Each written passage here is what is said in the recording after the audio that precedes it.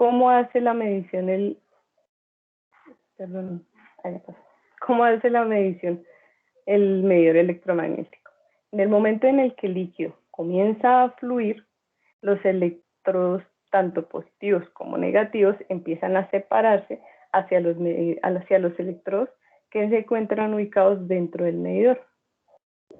Estos electrodos en movimiento son los que nos van a generar un delta de voltaje. Ya ese delta de voltaje se va a llevar hacia el transmisor y él se encargará de, conociendo el área del medidor, determinar el flujo.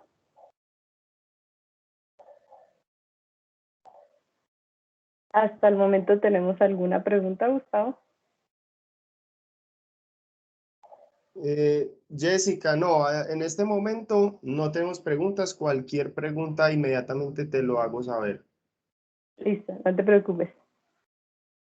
Bueno, para continuar, algunos de los aspectos que caracterizan los medidores electromagnéticos son unas precisiones desde más o menos 0.20% en una rata de velocidad de más o menos 1 milímetro por segundo.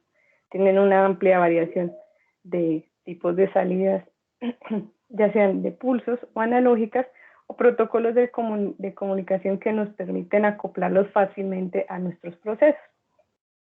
Distintos tamaños, desde 0.25 hasta 80 pulgadas para aplicaciones un poco más robustas, y distintos tipos de conexiones que se adaptan a los procesos, como las sanitarias que son triclamp, algunas tipo wafer, el flanche que es el más estándar, que lo podemos encontrar desde 150, 300, 600 o hasta los PN16 o 40. Otro de los aspectos característicos de los medidores son sus recubrimientos o lines. En la parte derecha de sus pantallas van a encontrar una tablita, la cual nos va a ayudar a indicar qué tan recomendables son estos tipos de liners, dependiendo tanto de la industria y algunas de sus características físicas. El primero que les quiero hablar hoy es el PTFE.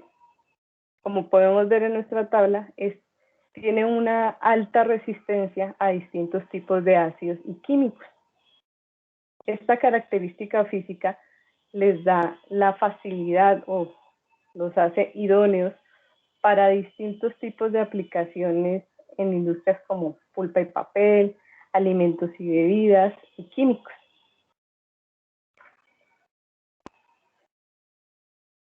Otro de los liners que podemos llegar a encontrar en el mercado es el soft rubber.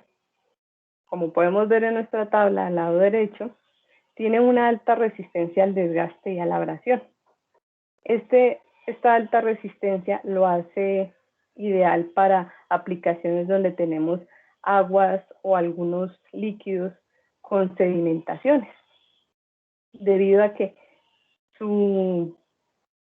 por decirlo así, su construcción interna le permite a las partículas rebotar dentro del liner y disminuye el desgaste del equipo. Una de sus aplicaciones más comunes es aguas residuales. Cuando hablamos de sedimentaciones o de partículas dentro del agua, es importante tener en cuenta que el medidor electromagnético puede soportar una concentración de más o menos el 25% de sólidos disueltos en el agua. Y pues partículas no superiores a 35 micras. Ya cuando empiezan a ser mayores concentraciones o tamaños más grandes, pueden generar distorsión en la medición. Jessica. Dime. Tenemos por aquí de Harold Herrera una pregunta que podemos atenderla en este momento y él nos está diciendo que si este equipo resiste hipoclorito puro o hasta qué porcentaje, hablando de este tema de los recubrimientos. Claro que sí. Digamos que como tal, aquí tengo la información, idealmente nuestros medidores siempre tienen una tabla de compatibilidad, la cual al final de de la presentación se las quería introducir, y igualmente se les va a estar enviando con el resumen de la presentación, las inquietudes y el video. Déjame, yo lo reviso. Hipoclorito ¿de qué? Discúlpame. De sodio, o clorito de sodio. Y también Juan Pablo Arias nos está consultando que si funciona bien con aceite y a cualquier temperatura. Ok, listo.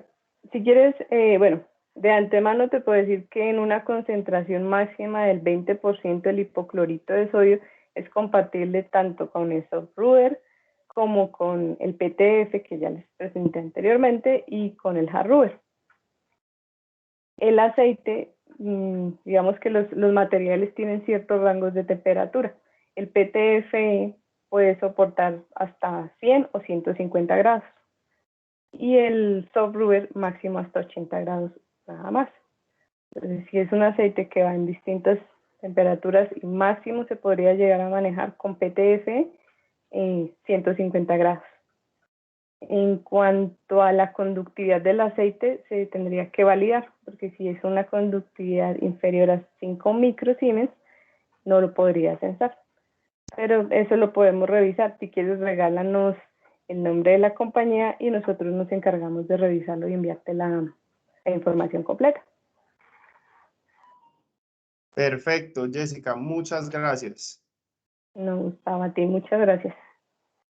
Listo, déjame regreso a la presentación.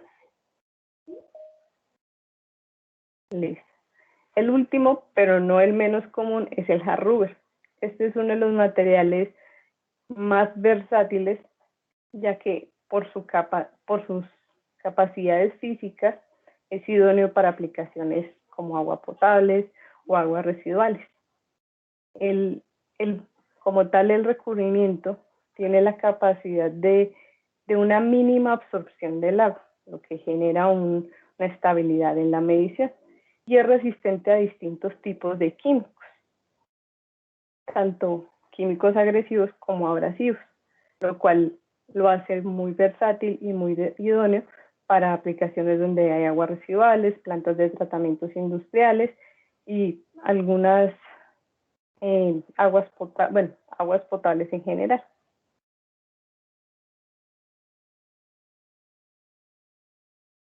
En resumen, de acuerdo al tipo de industria, tipo de proceso y aplicación en particular, en esta tablita podríamos llegar a encontrar cuál va a ser el liner ideal para cada una de nuestras aplicaciones. Otro aspecto importante a tener en cuenta es el tipo de protección y la instalación que vamos a tener de nuestros equipos. Como pueden ver en la parte derecha de su pantalla, tenemos una versión IP66, IP68 y en la parte izquierda tenemos una versión IP67. La versión IP67 está pensada para aplicaciones tanto dentro de edificios como a la intemperie.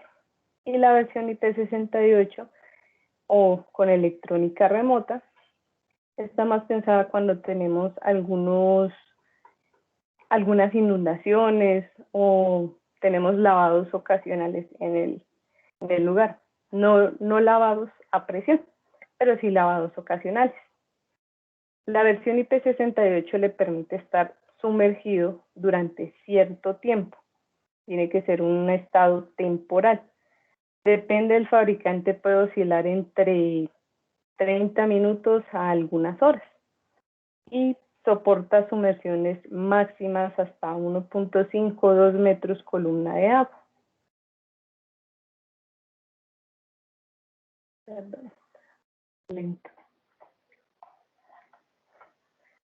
En algunas aplicaciones podemos tener problemas de aterrizaje, cargas indeseadas, que pueden llegar a generar daños tanto en la medición como en el equipo, hasta el punto de poder llegar a dañarlo. Una herramienta que podemos utilizar para evitar este tipo de daños son los grounding rings o anillos de aterrizaje. Estos accesorios nos van a ayudar a aterrizar adecuadamente el equipo y garantizar un correcto funcionamiento. Es importante siempre instalarlos cuando las tuberías son de plástico, de concreto o de fibra. Y en los casos de que la tubería sea metálica, es recomendable siempre utilizarlos cuando los tamaños de la tubería empiezan a ser superiores a 5 pulgadas. Jessica, Dime, Gustavo. tenemos por aquí una pregunta de AMR SAS. Nos dice que si existe alguna normativa nacional o internacional para la utilización de estos equipos.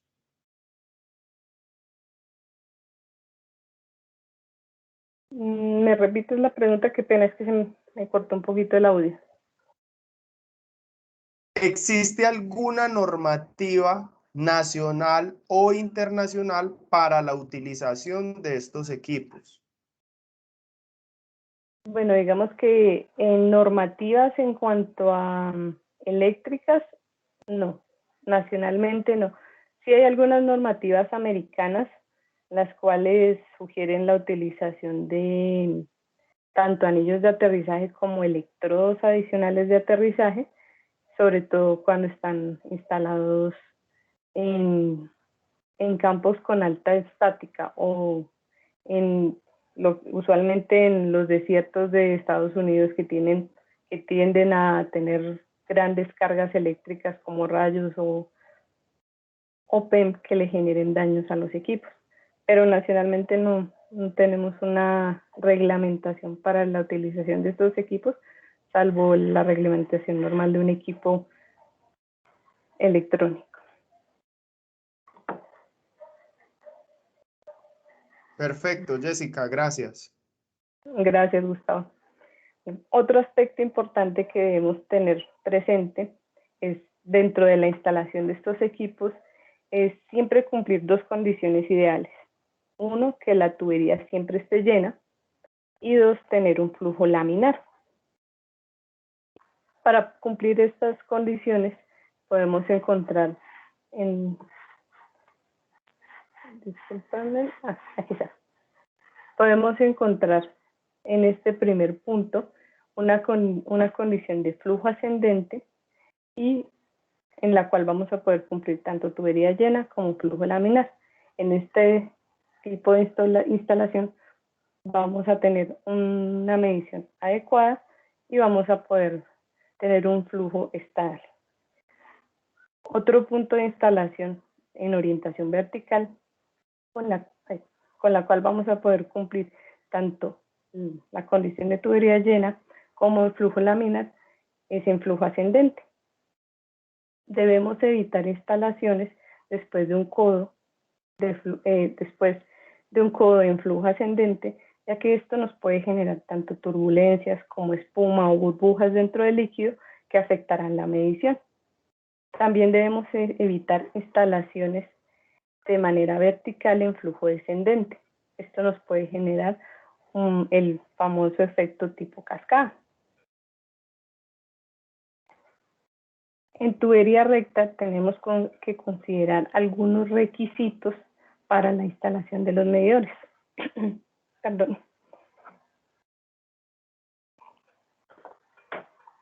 En los casos de que tengamos algún tipo de codo o T, se deben respetar ciertos diámetros aguas arriba del medidor. Para codos y T debemos respetar mínimo 3 diámetros aguas arriba del medidor. En el caso que nos encontremos con algún tipo de bomba, válvula de mariposa, válvula de bola, se deben mantener mínimo 7 diámetros aguas arriba para poder garantizar la estabilidad del fluido y la laminaridad dentro del medidor. Aguas abajo se deben respetar los mismos, unos diámetros, 2 diámetros mínimo, antes de alguna T o algún codo o alguna bifurcación para poder evitar alguna perturbación que altere la medida del electromagnético. En casos de que tengamos problemas con tubería llena, se puede llegar a pensar en hacer algún tipo de reducción y ampliación para poder garantizar esta tubería llena. Se debe considerar siempre que en las reducciones y ampliaciones se genere un ángulo de proyección de 8 grados. Esto para evitar algún daño mecánico dentro de la tubería o alguna afectación, alguna perturbación o turbulencia que nos dañe la laminaridad del fluido. Y por último, en tubería recta, debemos siempre instalar el medidor, que los electrodos queden de forma horizontal, ya que por temas gravitacionales, cuando hay algún sedimento, se pueden asentar en la parte inferior del medidor, o podemos llegar a presentar burbujas o alguna espuma en la parte superior. Estas dos condiciones, si el electrodo se encuentra en forma vertical, nos van a generar afectaciones en la medición. Y no es idóneo porque nos van a alterar la medición del equipo. Por eso siempre se debe garantizar una orientación horizontal. Jessica, tenemos una pregunta y es, ¿se requiere alguna periodicidad de mantenimiento en estos equipos?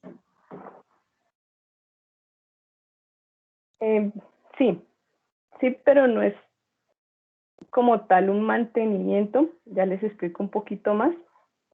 De hecho, se debe hacer una validación como cualquier equipo electrónico, de que sus salidas estén funcionando bien, los puntos de calibración estén adecuados, y para esto usualmente tenemos unos equipos remotos. Llegas, instalas el medidor al equipo y él hace como un diagnóstico del equipo para garantizar que la electrónica del equipo esté funcionando adecuadamente, los electrodos no estén desgastados y las bobinas estén generando el correcto campo electromagnético. Excelente, Jessica, gracias. Listo, Gustavo, con gusto. Bueno, algunos de los aspectos por los que deberíamos considerar un equipo electromagnético para nuestros procesos es su alta precisión, ya que estamos hablando de precisiones de más o menos 20% y más o menos 20%. También tenemos que el equipo, al ser un equipo que no requiere tantos pasos para su instalación, la puesta en marcha es muy rápida, bajo mantenimiento, ya que no tiene partes móviles que se puedan dañar o desgastar y requieran algún tipo de reparación o reemplazo. El mantenimiento ya es en cuanto a la parte electrónica, pero es muy esporádico. También tiene un amplio rango de turn down. Estamos hablando de un rango de 400 a 1, que es bastante grande. Vamos a revisar un ejemplo. En la parte derecha de sus pantallas va a estar apareciendo un medidor tipo turbina convencional, y en la parte izquierda van a ver un medidor electromagnético. Justo abajo de cada uno va a ir apareciéndoles una tablita en la cual vemos la relación de tamaño versus rango de los medidores. Podemos revisar particularmente el de 1 pulgada en ambos.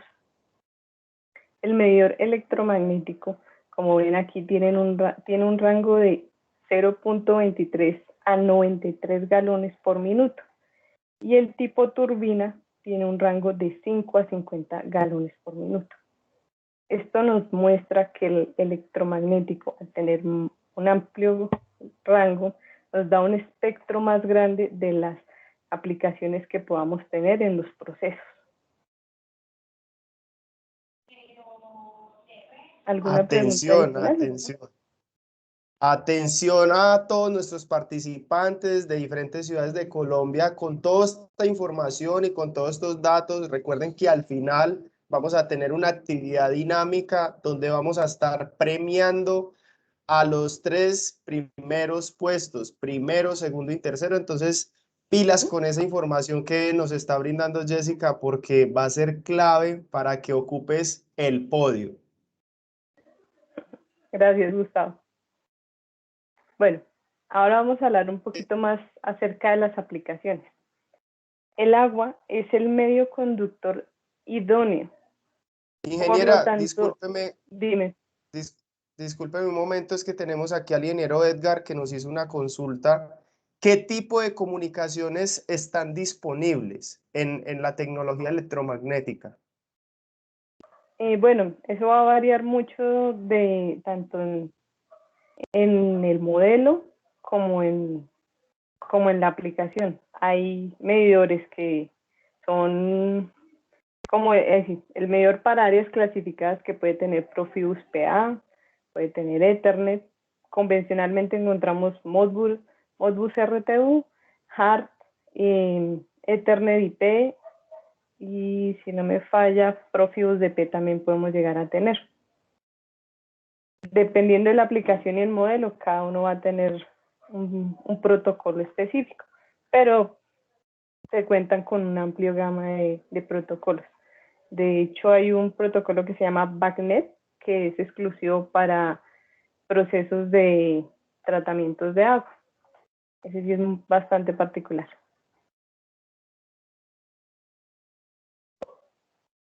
Gustavo, ¿tenemos alguna otra pregunta?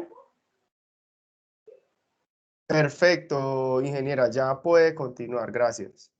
Muchas gracias, Gustavo. Como les comentaba, el agua es el líquido conductor idóneo.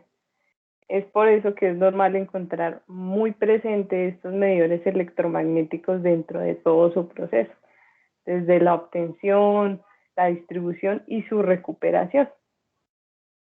Pero no es la única aplicación en la cual vamos a poder ver estos medidores.